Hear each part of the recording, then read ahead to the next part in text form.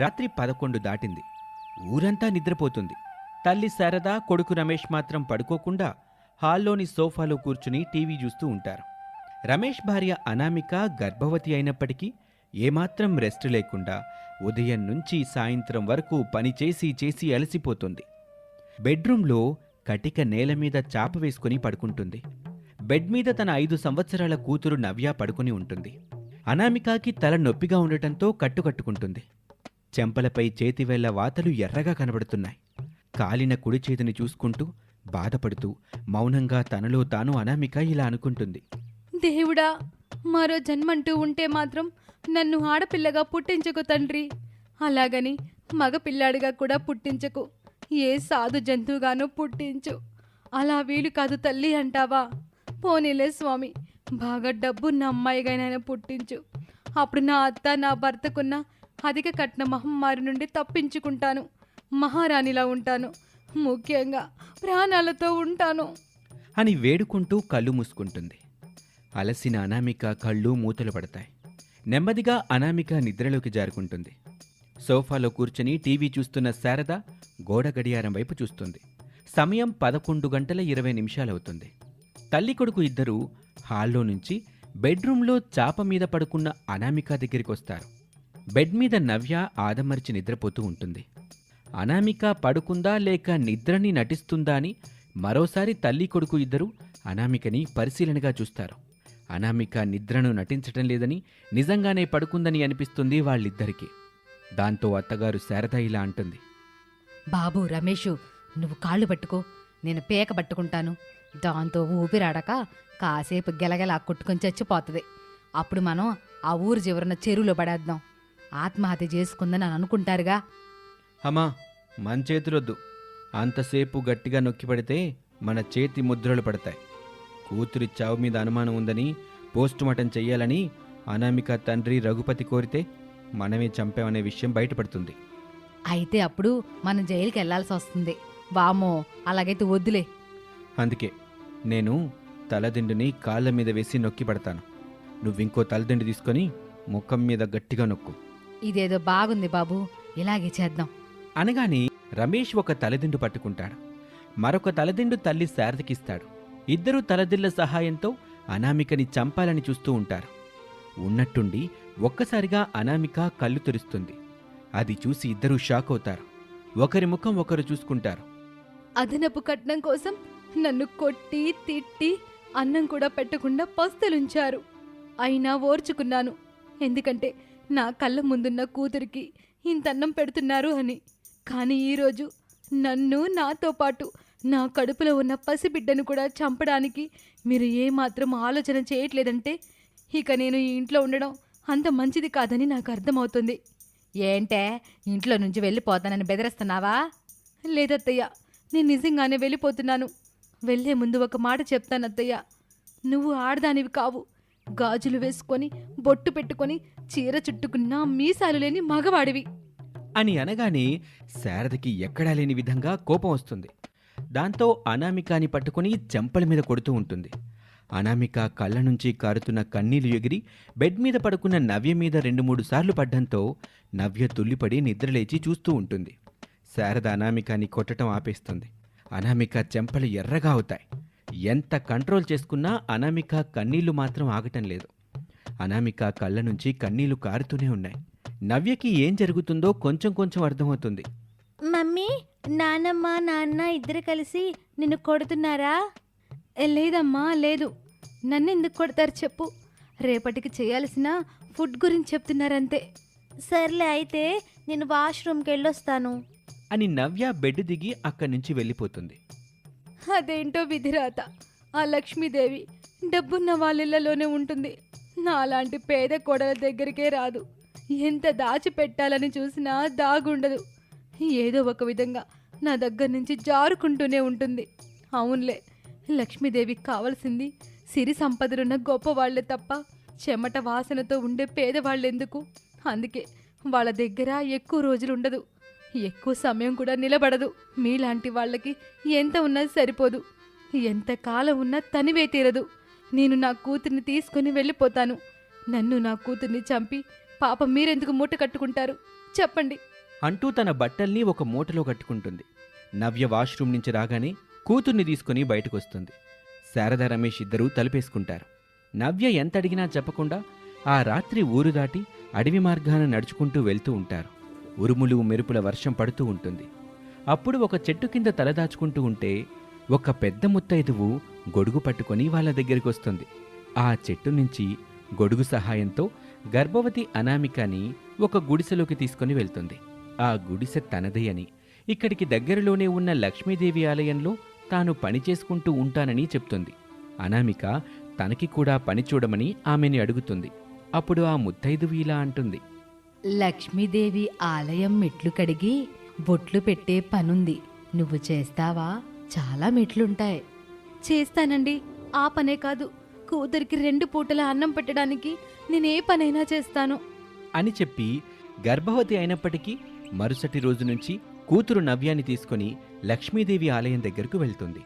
పక్కనే పారుతున్న సెలయేట్లో నుంచి బిందెతో నీళ్లు తీసుకొచ్చి మెట్లు కడుగుతూ బొట్లు పెట్టేది.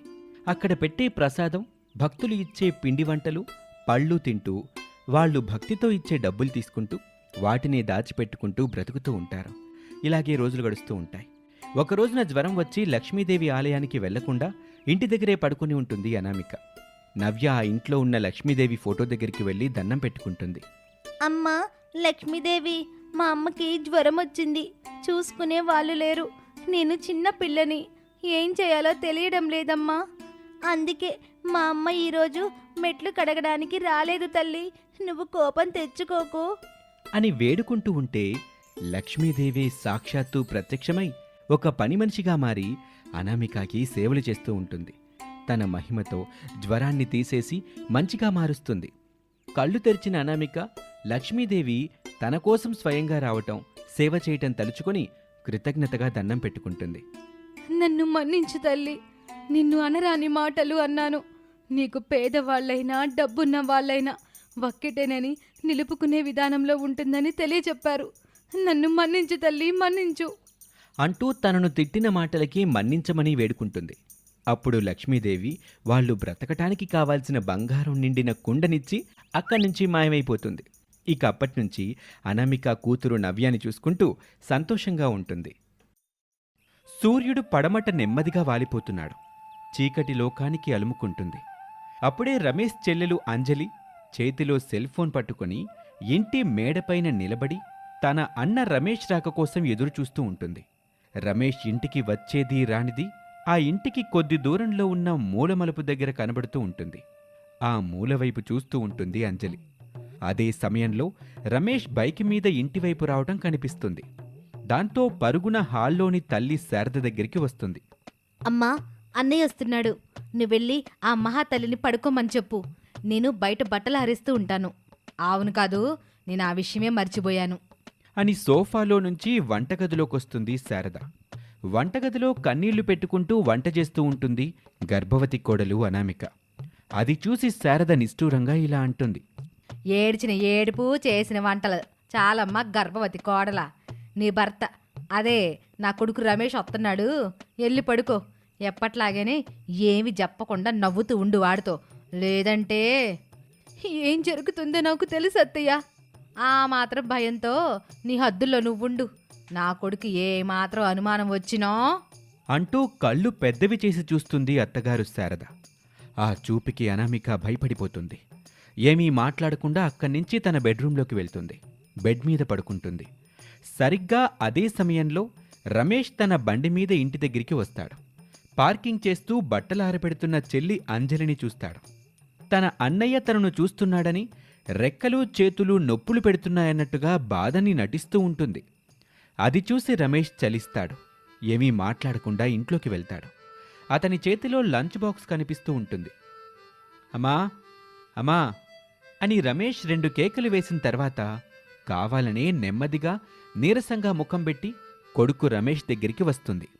ఏమీ మాట్లాడకుండా అతని చేతిలో ఉన్న లంచ్ బాక్స్ తీసుకుని వెళ్ళిపోతుంది. శారద నీరసంగా ఉండటం చూసి రమేష్ తనలో తాను ఇలా అనుకుంటాడు. పాపం అమ్మ ఇంటి పని వంట పని చేసి బాగా అలసిపోతుంది. చెల్లి బట్టలు పిండటం వల్ల చేతులు నొప్పులొస్తున్నట్టున్నాయి. లాభం లేదు, ఒక పని మనిషిని మాట్లాడతాను, డబ్బులు పోతే పోయాయి అనుకుని తన బెడ్రూంలోకి వెళ్తాడు రమేష్. బెడ్ మీద అనామిక పడుకున్నట్టుగా నటిస్తూ ఉంటుంది.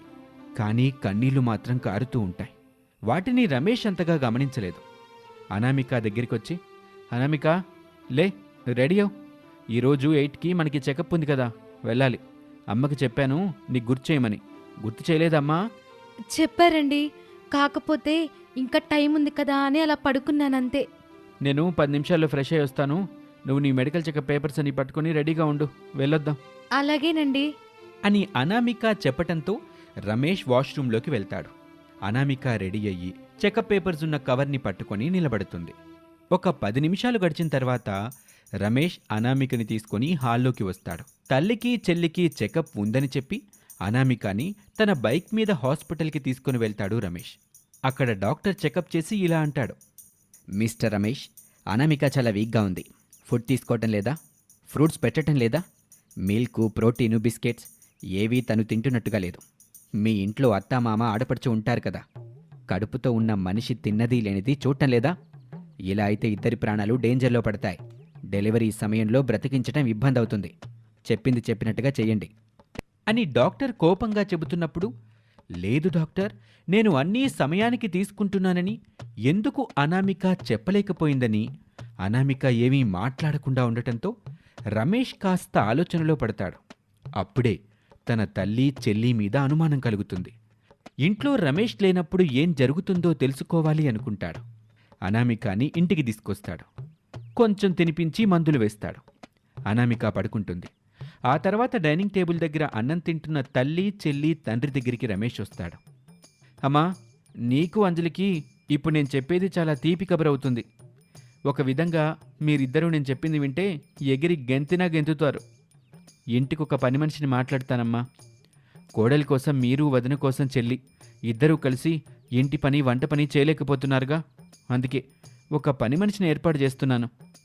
ఆ మాట విని షాకింగ్గా తల్లి కూతుళ్ళిద్దరూ చూస్తారు. క్షణంలోనే తేరుకొని పని మనిషి వద్దని, ఆ డబ్బులు అనామిక మందులకు ఉపయోగపడతాయని చెప్తారు. రమేష్ అనుమానం మరింతగా బలపడుతుంది. అది నిజమో కాదో తెలుసుకోవటానికి రమేష్ ఒక రోజున ఆఫీస్కి వెళ్తున్నట్టుగా వెళ్ళి వెనక రోడ్డు వైపు గోడ దూకి ఎవరూ చూడకుండా బెడ్రూంలోకొచ్చి మంచం కింద పడుకుంటాడు. ఈ విషయం తెలియని తల్లి కూతురు శారదా, అంజలి ఇద్దరూ బెడ్రూంలోకొచ్చి అనామికను తిడతారు.